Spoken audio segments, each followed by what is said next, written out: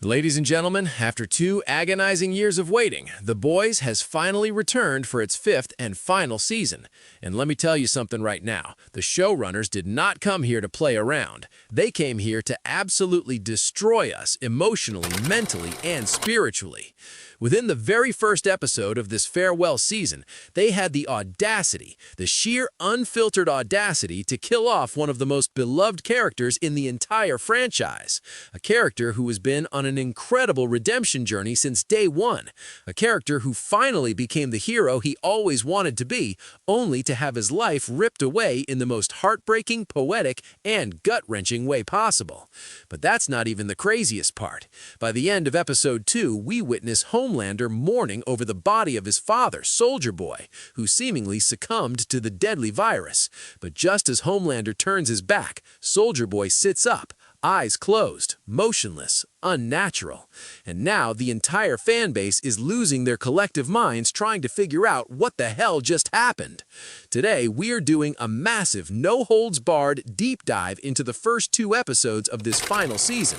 We are going to break down every major death, analyze Homelander's rapidly deteriorating mental state, explore Butcher's terrifying transformation into the very monster he swore to destroy, and give you my boldest theories on what that Soldier Boy ending actually means.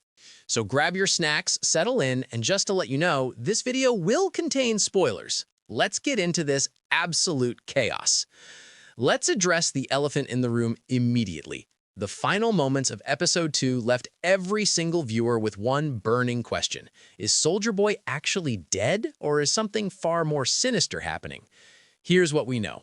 Butcher has been secretly collaborating with Samir, Victoria Newman's grieving partner, to develop an even more potent version of the deadly soup-killing virus.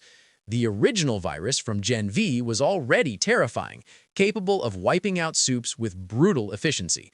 But Butcher needed something stronger. He needed a weapon capable of taking down the most powerful being on the planet, Homelander.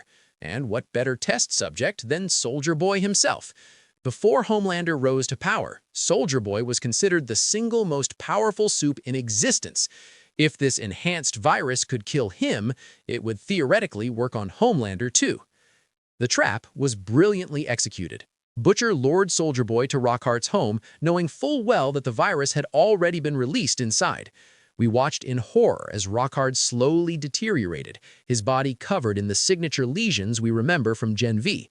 And then Soldier Boy himself began showing the same symptoms. He collapsed. Mother's milk confirmed the kill. Soldier Boy was dead. Or was he?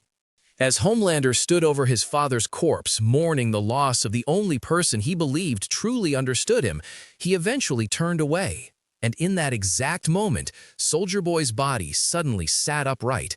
His eyes remained completely shut. His movement was stiff, mechanical, almost puppet-like. It was deeply, deeply unsettling. So what the hell is going on here? Theory number 1, the virus mutated. My primary theory is that this enhanced virus, when combined with Soldier Boy's unique physiology, remember, he was injected with a superior experimental version of Compound V back in the 1940s, created some kind of horrific mutation. The virus didn't just kill him, it fundamentally altered his cellular structure, essentially reanimating his corpse while keeping him in some kind of vegetative zombie-like state. If this theory is correct, we might be looking at the birth of a completely new type of threat, undead soups. Imagine an army of virus-infected soups, their bodies controlled by some parasitic force, marching mindlessly through cities. That would be the ultimate nightmare scenario. Theory number 2, external manipulation. Another possibility is that Soldier Boy's body was being controlled externally by another soup. We know that Marie from Gen V has the ability to manipulate blood.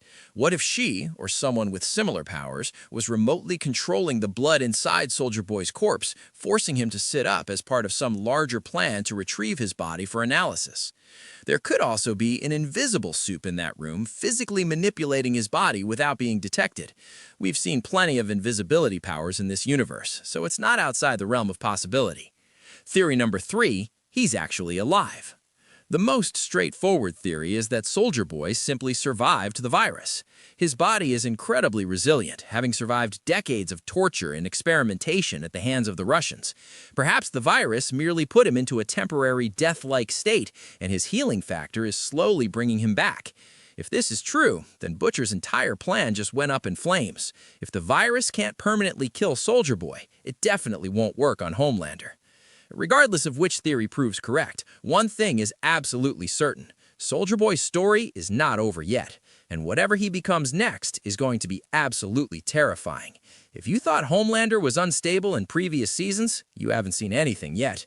The Homelander we meet in Season 5 is a man who is Everything he ever wanted. Total control over the country, complete political power, his enemies rounded up into internment camps, yet he is more miserable, paranoid, and unhinged than ever before. Let's break down his psychological state. The season opens with Homelander having achieved his ultimate goal. The Starlight sympathizers have been systematically hunted down and thrown into concentration camps. He's passed laws making it illegal to even post memes criticizing him, with violators being executed or imprisoned. On paper, he has won. He is the undisputed ruler of America. But here's the tragic irony that defines Homelander's entire existence. The thing he wants most, genuine love and loyalty, is the one thing his power can never give him.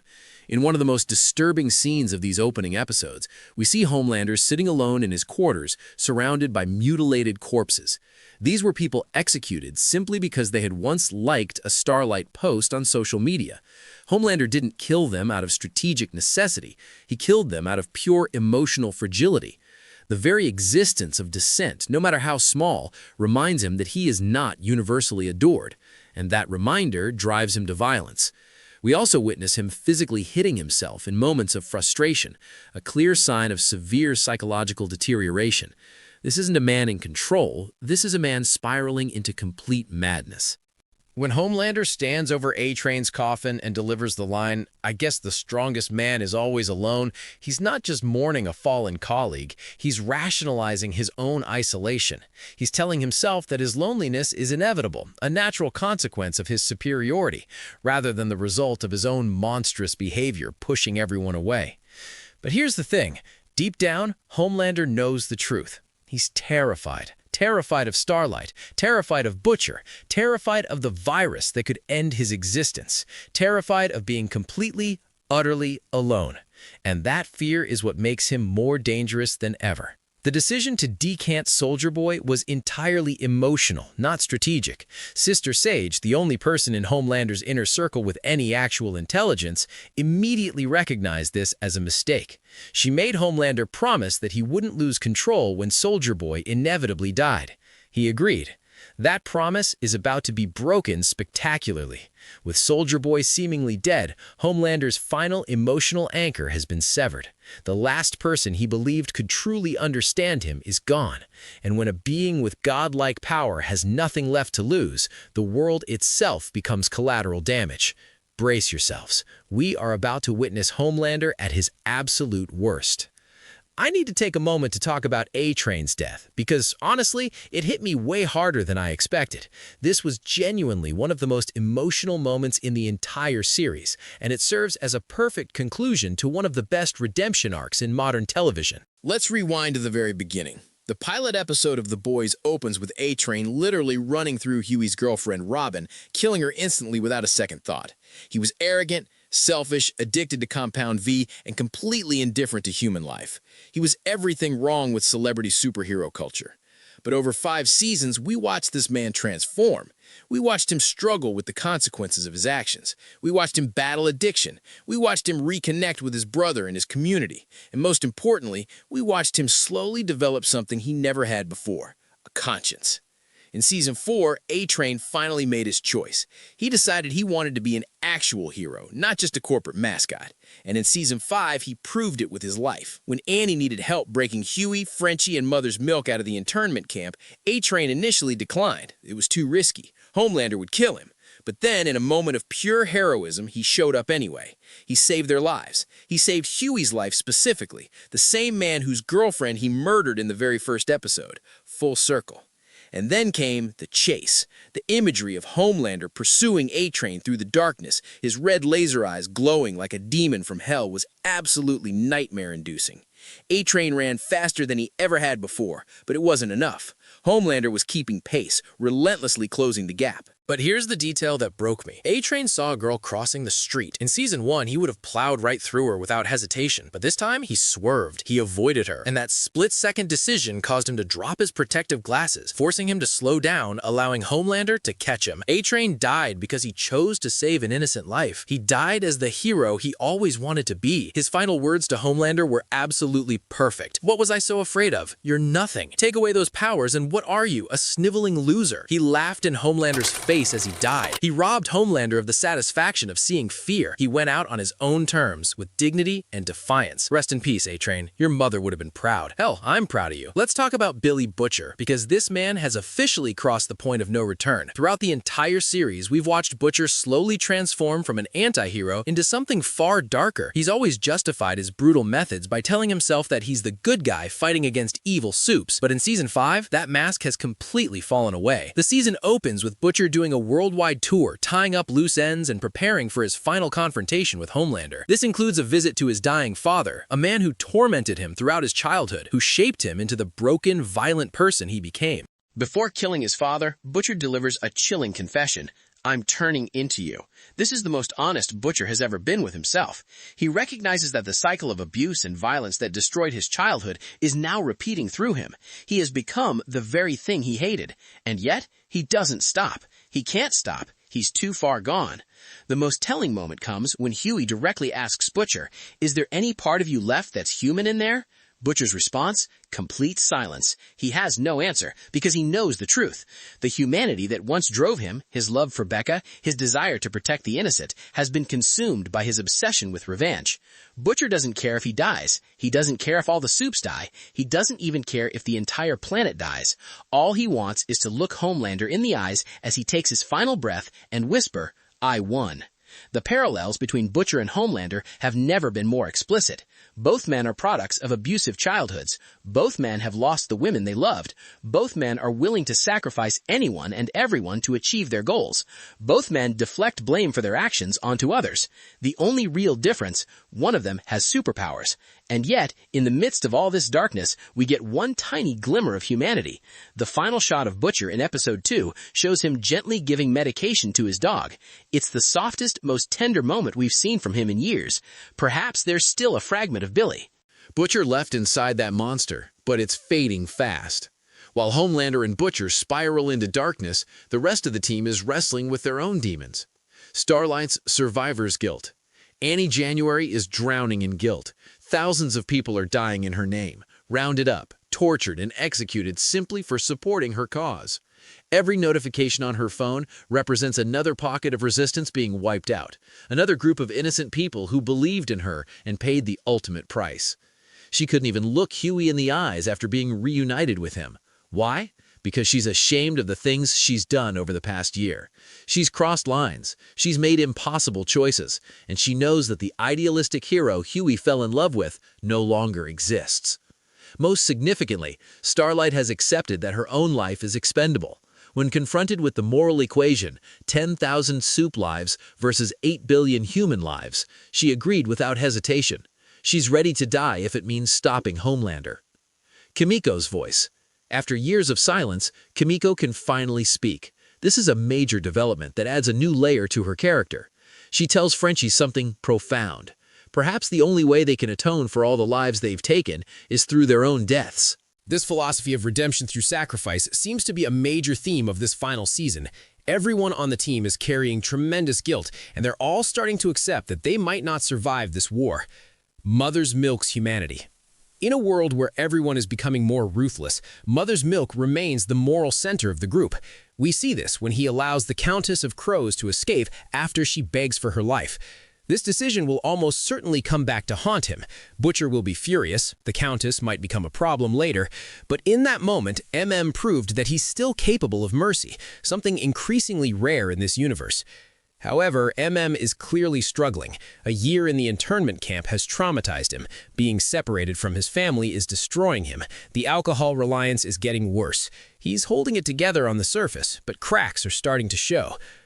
One of the most fascinating reveals of these opening episodes comes at the end of episode 2. Ashley, now serving as vice president, has been completely bald this entire time, hiding her hair loss beneath wigs.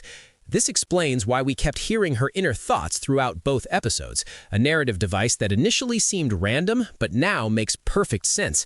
Ashley is a woman completely out of her depth, drowning in fear and paranoia.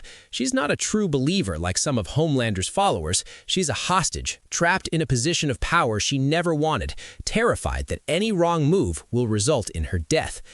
I fully expect Ashley to become a pivotal character in the back half of this season. She has access to Homelander's inner circle. She knows secrets, and if she decides to turn against him, or if someone convinces her to help the resistance, she could be instrumental in bringing him down. That said, I also wouldn't be surprised if she's dead by the finale. Homelander has zero respect for her, and the moment she becomes inconvenient, she's finished. All right, let's wrap this up with my overall thoughts on these first 2 episodes. After a 2-year hiatus, I was slightly nervous about how it would feel jumping back into this universe. Would it still have the same energy? Would it feel disconnected? I'm thrilled to report that it felt absolutely seamless. The showrunners picked up right where they left off and immediately reminded us why this is one of the best shows on television. These episodes accomplished something remarkable. They felt like a genuine beginning of the end. There was no gentle reintroduction or slow buildup. We were thrown directly into the chaos, surrounded by death, paranoia, and emotional devastation from minute 1. Homelander's mental state has never been more terrifying. Watching him surrounded by corpses, hitting himself, crying over Soldier Boy, Anthony Starr delivered an absolutely masterful performance. This man deserves every award in existence.